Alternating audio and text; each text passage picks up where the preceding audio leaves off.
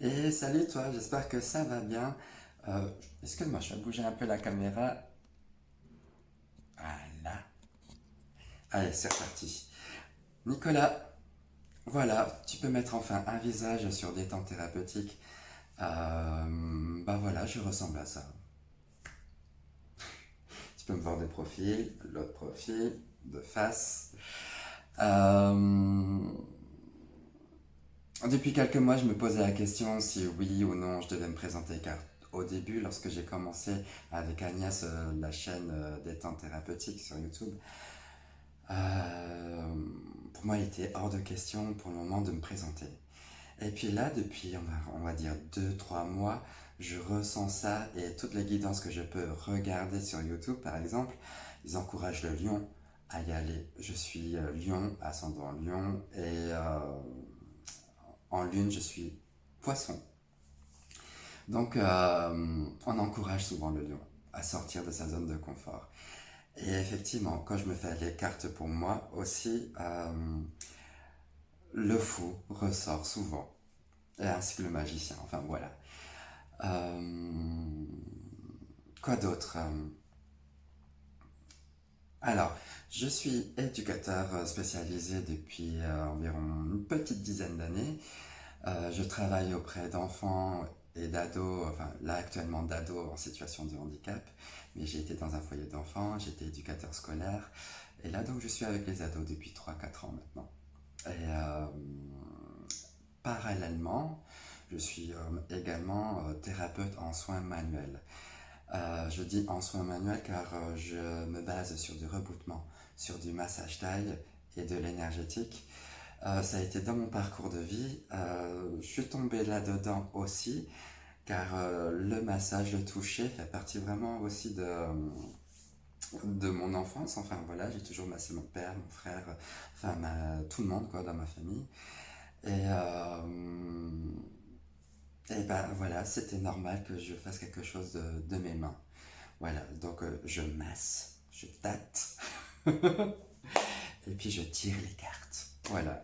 Et j'ai aussi commencé à tirer les cartes vers les 16 ans, 15, 17 ans, lorsque j'ai acheté mon premier jeu de tarot qui était le tarot de Thoth. Alors c'était un peu compliqué pour moi car je ne vibrais pas pareil. Pour moi, une rencontre, que ce soit humaine ou avec un jeu de cartes notamment, c'est qu'on doit vibrer de la même façon. Et si à l'époque je suis tombé là-dessus, c'est que il avait quelque chose à m'enseigner, il avait quelque chose que je devais tirer de ça. Et j'ai laissé ça de côté parce que en fait j'avais du mal à suivre. Mais très vite je suis passé sur des oracles et notamment mes oracles fétiches là depuis une petite quinzaine d'années maintenant. Euh, les oracles indigo, voilà. Et puis dans la foulée aussi, je suis arrivé, les tarots se sont représentés de nouveau, plutôt de type Rider-Waite. J'ai un tarot de Marseille aussi, mais au niveau des arcanes mineurs, j'avais trop de mal. Et puis personnellement, moi je préfère les Rider-Waite parce qu'ils sont toujours bien imagés, ils sont toujours bien illustrés, ils sont sympas et chaque jeu a vraiment son identité et j'aime ça quoi. J'ai pas tellement l'habitude non plus de regarder la caméra. Je ne sais pas où regarder. Bon, c'est un pli à prendre, mais on verra. Hein, je m'habituerai. Tiens, peut-être là, si je regarde là en face, peut-être que mon regard est droit. Mais bon, mais quand je me regarde, ah bah, j'ai le regard qui dévie. Bon, c'est normal. Euh, Quoi d'autre? Je parlais des soins, oui, des massages. Bah, j'en fais, voilà. Ah oui, donc du coup, mon soin, il est mélangé entre du rebootement, du massage taille et de l'énergétique. Ce qui donne une séance qui est unique, je dirais ça comme ça, parce que je ne termine jamais comme j'avais pensé au début, ce que je ressentais au début. Lorsque le patient vient me voir, on fait un petit check-up de tout, et puis après, paf, on y va. Et puis, pourquoi quoi détente thérapeutique? Bah, détente thérapeutique et euh, quand je soigne, enfin quand je fais des soins, hein, euh, je, j'aime bien accueillir tranquillement la personne. On est en mode tranquille, en mode chill. Puis on va prendre soin de la personne sur une partie du corps ou les parties du corps dont il est question en fait. J'observe beaucoup le corps, je regarde ce qui va. Ah, voilà, je rectifie, enfin voilà, je ressens déjà des choses. Donc voilà, je travaille un peu comme ça. Mais je vous en parlerai peut-être un peu plus si vous êtes intéressé, je vais pas trop dire trop longtemps. Ça fait déjà 5 bonnes minutes. Donc voilà, une petite intro de présentation.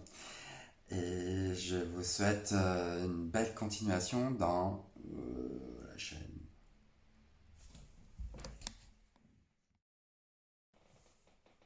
Et coucou ami Vierge, j'espère que ça va bien pour toi. Bienvenue pour ta guidance du mois de septembre. Donc voilà, tu me vois. J'ai choisi les Light Seas Tarot pour toi. Je trouvais qu'elles sont toutes belles, toutes colorées, toutes bien illustrées, très parlantes en même temps. Donc c'est plutôt chouette. Après, je vais faire un petit point au niveau de la pleine lune et de la nouvelle lune, donc le 2 et le 17 septembre, avec les oracles indigos, que voilà. Et enfin, je terminerai avec une petite réflexion sur le langage émotionnel du corps. Voilà, hein, comme tu as pu voir dans l'intro, le corps, ça me parle. Et souvent, on ne fait pas forcément attention à ce que le corps peut dire. Donc, je commence avec les Light System.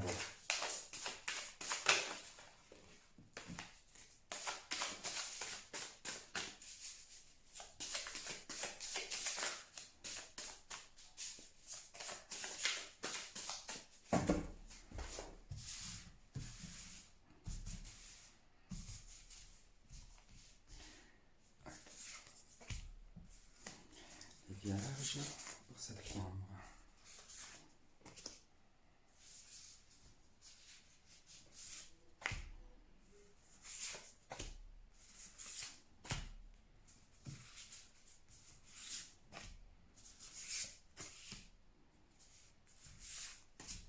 Et voilà.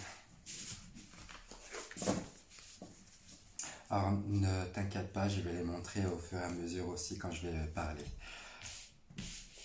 Alors, Three of Wands, Knight of Swords, the Hierophant, Four of Swords, Two of Cups, Temperance, Judgment, Eight of Swords, Seven of Wands.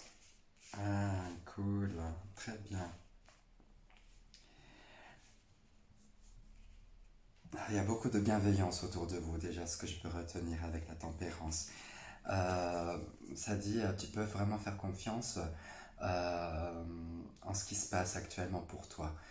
Ne prête pas trop attention, n'essaie pas trop de réfléchir, mais fais confiance en ton intuition, fais confiance euh, aux énergies qui sont là et vis l'énergie du moment à chaque fois.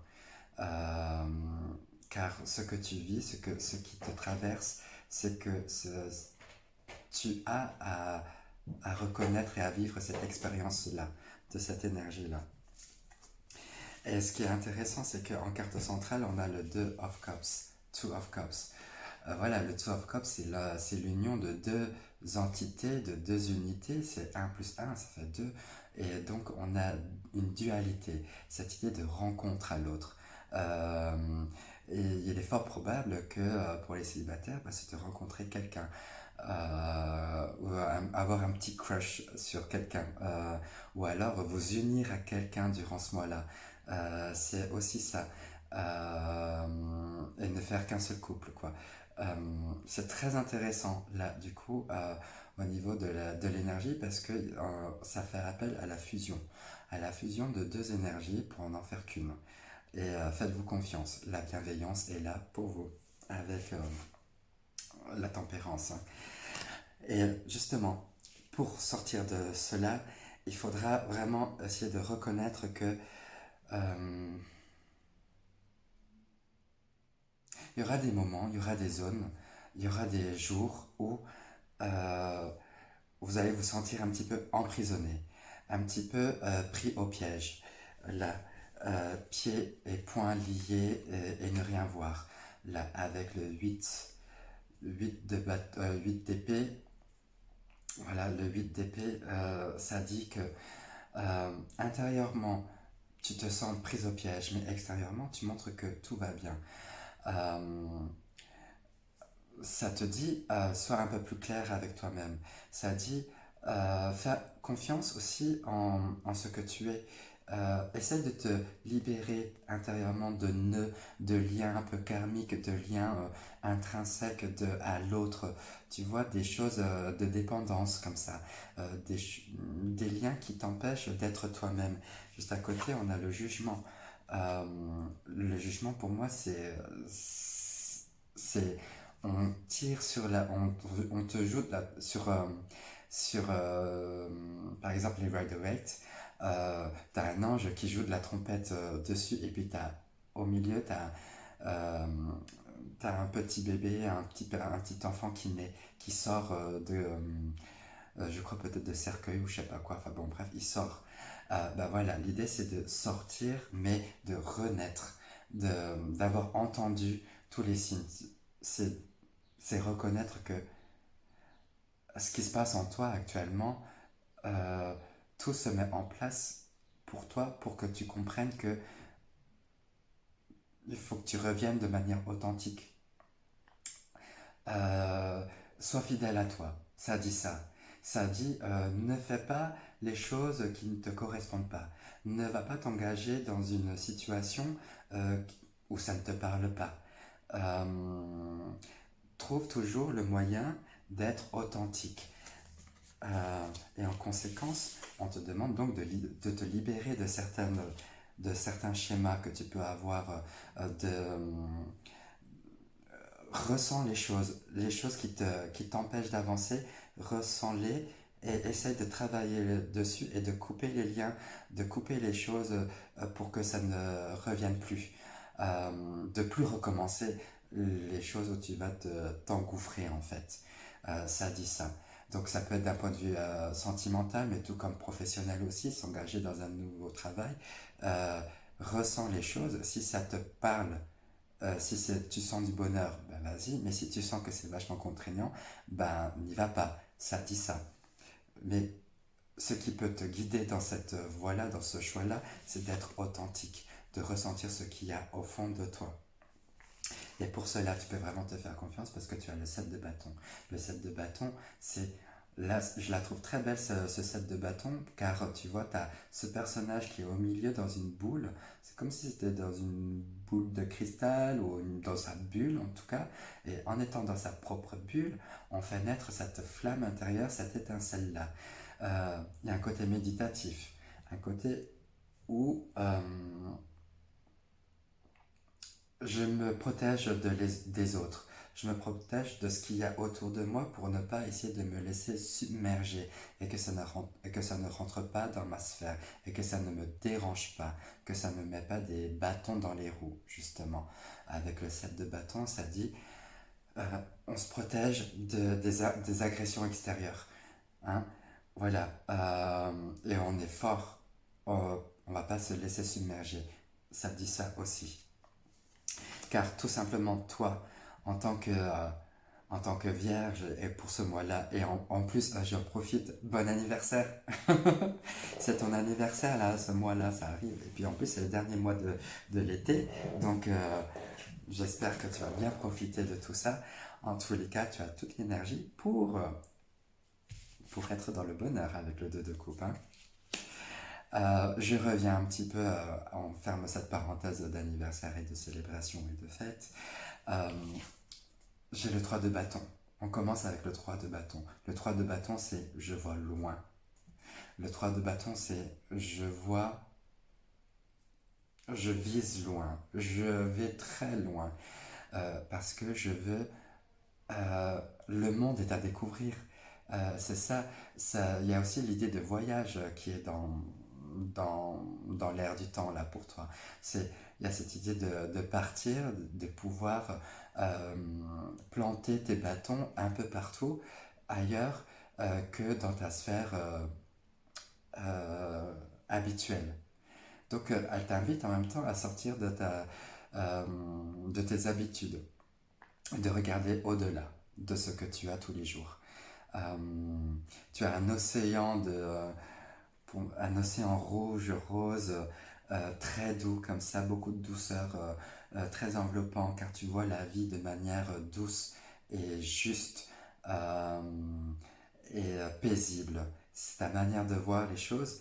Et quand tu saisis ça, quand tu as saisi ce sens-là, c'est tu cours pour rejoindre, pour monter sur ta bécane et d'y aller et de partir tête à l'avant là et j'y vais.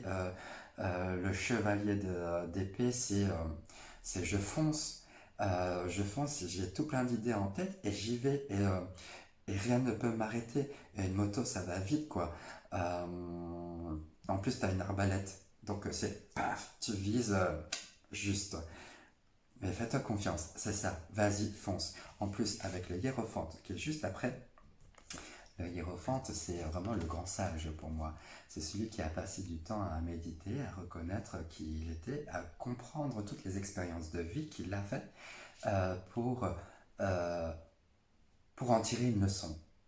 Et cette leçon-là, il peut soit la partager à d'autres qui sont un peu novices dans le domaine, ou soit alors c'est la profusion de sagesse qui est là. Euh, Tu es une personne inspirante, une personne qui donne envie, euh, qui suscite l'envie chez les autres de faire presque comme toi, de partir et de ne pas se poser plus de questions et d'y aller, de foncer.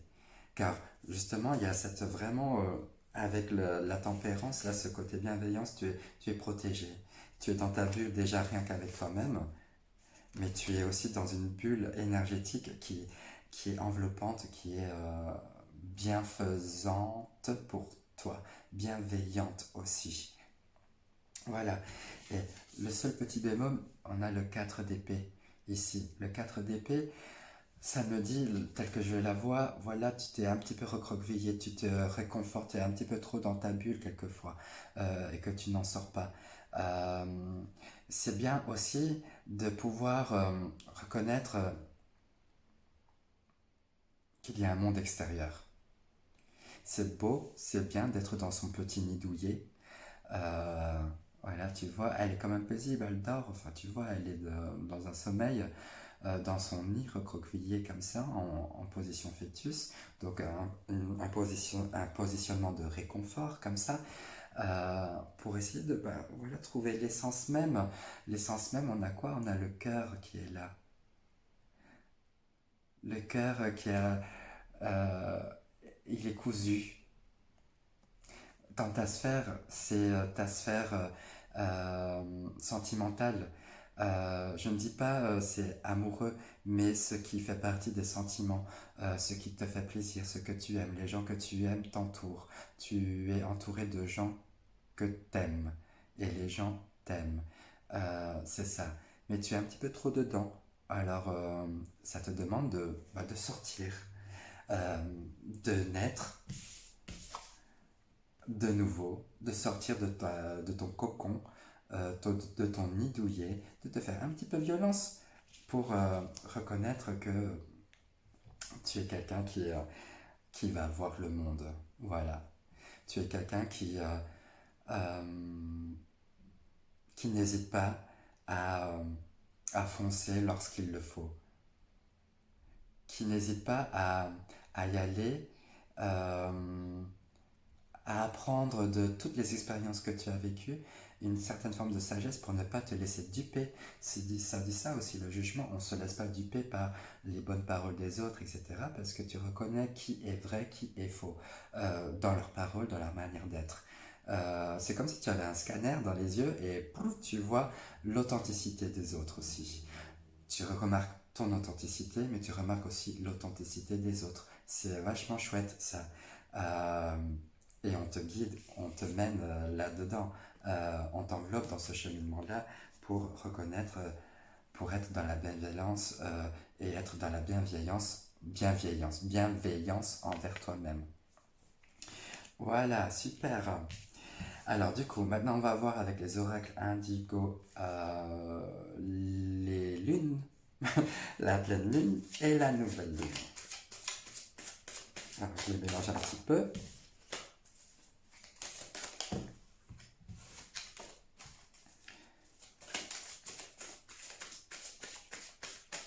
Alors, qu'est-ce qui est bénéfique pour toi? Ce qui est bénéfique pour toi au niveau de la pleine lune, donc le 2 septembre, et ce qui va être challengeant pour toi. Voilà.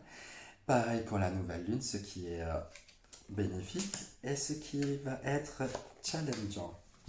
Allez, ce qui est bénéfique pour toi, c'est de passer vraiment à l'action, d'aller vite. Là, c'est rapide, c'est du tac au tac avec toi. Là, cette énergie là de la pleine lune, là, le 2 septembre, donc dans 2 jours en gros, c'est que tu vas y aller franco, un peu catégorique comme ça, une énergie très masculine, très dans l'action, très feu là. C'est j'y vais et je ne perds pas de temps. En gros, le samouraï, c'est ça, et je vais me battre aussi, ça dit. Quand je disais que tu fonçais là avec le chevalier d'épée, ben, c'est tout à fait ça. Là, tu vas, paf. Ce qui est challengeant pour toi, c'est la louve, l'énergie de la louve. Une énergie féminine, une énergie de protection, une énergie où la nuit sûrement, il doit se passer pas mal de choses pour toi. Tu dois faire plus confiance, plus conscience, non, avoir plus conscience de tes rêves. Ça dit ça. À travers les rêves, on te dit pas mal de choses, à mon avis. Et prête, tends l'oreille, écoute un petit peu plus tes rêves. Ça dit ça. Et la louve, pour moi, c'est une énergie féminine. Donc, ça peut être quelqu'un qui est parti, qui veille sur toi. Quand je te parlais de bienveillance, ben voilà, avec la tempérance, il y a quelqu'un qui veille sur toi. On veut le bien pour toi. C'est très beau. Et donc, ton challenge à toi, c'est d'écouter tout ça, hein. Ok, bien. Ensuite, pour la nouvelle lune, le 17, qu'est-ce qui est challengeant? C'est le travail. Non, qu'est-ce qui est bénéfique pour toi? C'est le travail. Bah ouais, travail, bosse, mais avec les mains. Ça dit ça. Trouve une forme de méditation dans ce que tu fais. Sois créatif. Ouais. Je te vois dessiner. Enfin, je te vois dessiner. Je te vois écrire. Je te vois dessiner. Je te vois faire quelque chose avec les mains. Enfin, j'ai cette image-là. Ben, c'est ça. Confectionne, fais des bougies, j'en sais rien. Ah ouais, des bougies, ça peut être sympa parce qu'on va rentrer. L'automne va arriver et puis l'automne, on commence, on va dire, à avoir notre partie d'ombre. Donc, essayer de trouver cette flamme intérieure. Donc, fais-toi des bougies parfumées, ça serait bien. Euh, c'est une forme de méditation, hein, bien sûr, hein, à travers tout ça. Et ce qui est challengeant pour toi, la nuit. Ben, ben vraiment, la lune pour toi, entre la louve et la nuit, il y a vraiment quelque chose à faire lorsque le soleil se couche. On te dit, écoute encore, là, on n'a pas une louve, mais on a une chouette.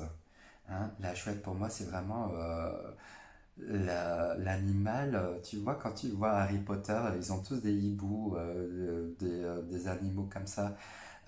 C'est un animal protecteur, c'est un animal qui ouvre la conscience, qui ouvre la clairvoyance. Euh, et il apporte la magie dans ta vie.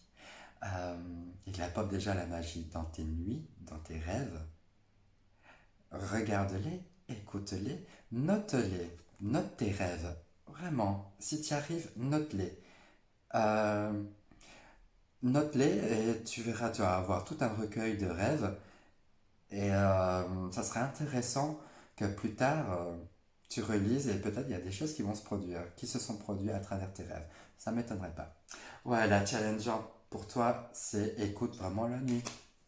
Écoute, pas les démons de minuit, mais écoute ce qui se passe dans la nuit. Allez, on continue. Du coup, on va terminer avec le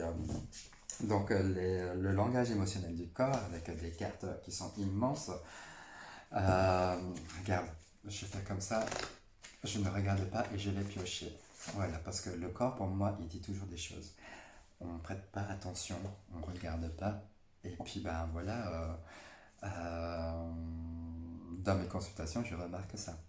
Allez, qu'est-ce qu'on a? On a donc la D7, la dorsale numéro 7, où on parle de conflits familiaux. Alors, la réaction comportementale, c'est un peu le ras-le-bol, l'inadéquation au sein du nid de la famille. Le nid, tu vois, un nid d'oiseau. Réaction dans le corps, troubles gastriques, gastrite, ulcère de stress. Ok, d'accord. Peut-être tu auras un petit peu de diarrhée, j'en sais rien. En tous les cas, les conflits familiaux, ça te prend dans les tripes en tout cas, hein. Tu peux t'en faire des ulcères, c'est ce qu'il dit. Donc voilà, donc la dorsale numéro 7, elle est vraiment au milieu de la colonne vertébrale, euh, au niveau des omoplates, un petit peu en bas. Voilà, et je te lis ce qui se dit pour les conflits familiaux. Les conflits familiaux, les secrets de famille, l'image qu'on a de soi dans la fratrie, le positionnement dont on hérite et qui conditionne tous les rapports avec les membres de la famille, les conflits de génération, les divergences de mode d'éducation. Voici autant d'éléments universels que toutes les familles connaissent. Nous naissons au sein d'une famille qui nous est imposée et nous passons notre vie à créer une famille avec des gens qu'on choisit. Bah voilà, des gens qu'on choisit, des gens qu'on aime, qui sont autour de soi. Eh oui, c'est ça, entoure-toi de bonnes personnes. C'est ta force aussi. Ok. Super, super, ami Vierge. J'aime beaucoup ce tirage. Euh, Si tu as aimé, petit pouce. Si tu as vraiment aimé, bah, je sais que tu as vraiment aimé, abonne-toi. Et puis, bah, si tu veux me parler, un petit commentaire. Voilà, je t'embrasse tout fort et je te dis à tout bientôt.